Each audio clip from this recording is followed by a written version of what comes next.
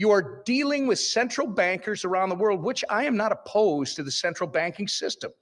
But the idea, and I think these people literally looked at this more than a decade ago and said, oh, look at those kids that are playing with this Satoshi white paper. And isn't that fun? It's kind of like gaming, right? Virtual gaming. It's virtual money. It's never going to go anywhere. And oops, then it started gaining some traction because people don't trust the way our money supply has been handled. They don't trust our monetary policies. They're worried about what our government is failing to do to ensure stability and a prosperous future. So what do? It starts to grow. And what do these bureaucrats do? They go, and by the way, bureaucrats with their partners in the private sector who are using the existing two-tier banking system and want to protect it because that's their market share.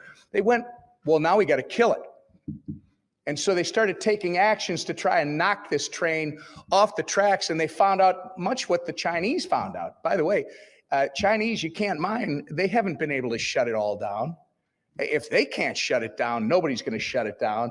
So they realized at some point, one, it's here, and it's not going away. Two, I can't shut it down, so guess what I'm going to do now?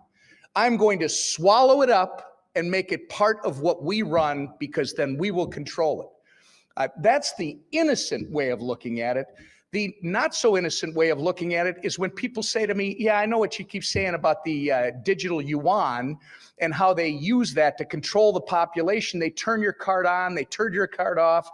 You have the outbreak in Wuhan. You can't pay for a hotel room. You can't buy transportation out of there. In fact, they will tell you when you can go to the grocery store because they'll turn on your card.